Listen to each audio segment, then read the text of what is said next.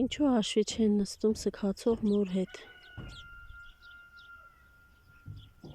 3 տարի նույն հարցն եմ տալիս։ Առաջինը պայմանավորված է մարդկանց վախերով և անդաստիարակությամբ։ Այսինքն նրանք ոչ թե չար են, այլ սգացող մոր, սգացող մարդու մեջ տեսնում են իրենց վախերը, մահվան վախը, որ մի օր էլ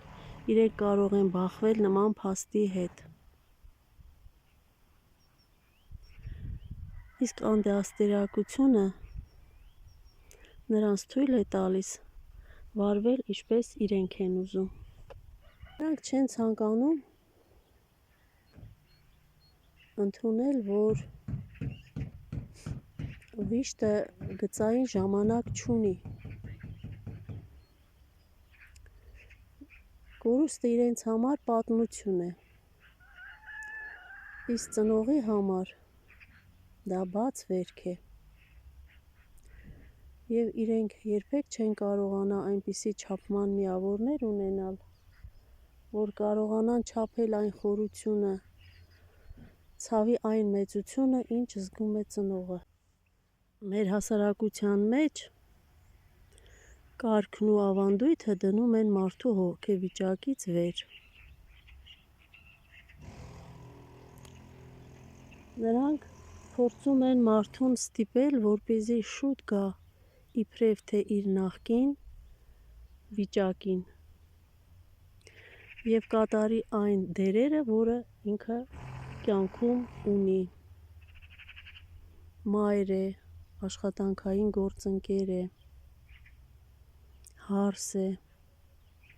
տան անդամ է։ Տվյալ դեպքում դա հոգեբանական բռնություն է մարդու եսի նկատմամբ։ Շատերը փորձում են փրկել իրենց ձևով, չհասկանալով, որ մարդը լռության կարիք ունի։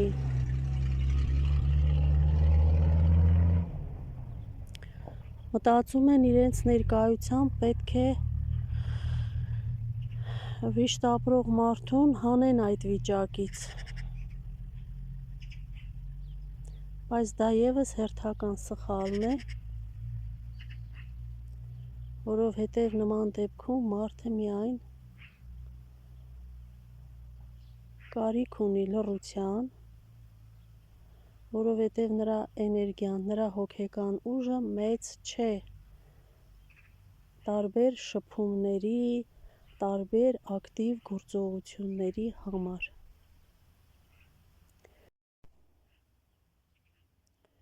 Ինչ են առաջարկում հոգեբանները,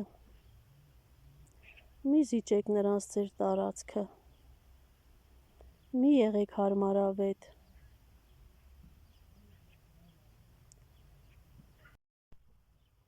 և պահպանեք ձեր ներքին ուժը։